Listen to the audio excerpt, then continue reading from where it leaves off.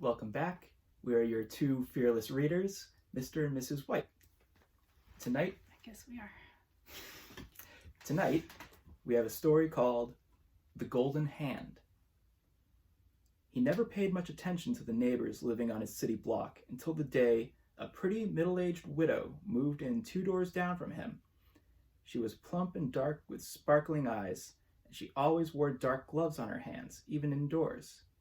He went out of his way to meet her, and they often bumped into each other in the street and stood talking. One day, as she brushed her hair back from her forehead, he caught a glimpse of gold under the glove on her right arm. When he asked her about it, she grinned and told him that she had lost one hand a few years back and now wore a gold hand in its place. In that moment, a terrible lust woke in his heart, not to possess the lady herself, but to possess the solid gold hand that she wore under her long black gloves. He courted the widow with every stratagem known to him. Flowers, trips to the theater, gifts, compliments, and he won her heart. Within a month, they were standing in front of a minister, promising to love one another until death parted them. Within another month, he was a widower and had buried his ailing wife in the local cemetery without her golden hand. It had been so easy, a slow poison administered daily to resemble a wasting disease. No one, not his wife, not the family doctor, not their neighbors, suspected murder. And the night after the funeral, he slept with the golden hand under his pillow. It was a dark night. Clouds covered the moon, and the wind was whistling down the chimney and rattling the shutters of the townhouse. He was deeply asleep when the door to his room slammed open with a loud bang, and a wild wind whipped around the room, scattering papers and books and clothing and table coverings every which way.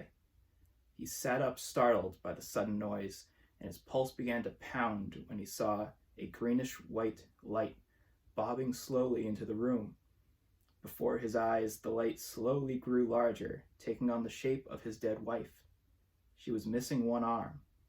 "Where is my golden hand?" she moaned, her dark eyes blazing with red fire. "Give me my golden hand!" He tried to speak, but his mouth was so dry with fear that he could only make soft, gasping noises.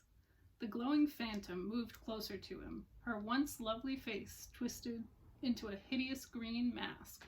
"You stole my life, and you stole my hand. Give me back my golden hand," the dead wife howled.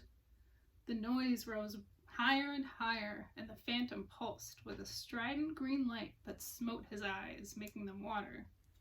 He cowered back against the pillows, and the hard shape of the golden hand pressed against his back. And then he felt the golden hand twitch underneath him, as the mangled green phantom that had been his wife swooped down upon him, pressing his face against the pillow in a suffocating green cloud. He tried to scream, but it was cut off suddenly by a terrible pressure against his throat, cutting off his breath. The world went black. The next morning, when the housemaid came into the room with her master's morning cup of tea, she found him lying dead on the floor with the golden hand clutched around his throat. Serves him right. I seem to remember doing a funeral for a woman with one arm years back.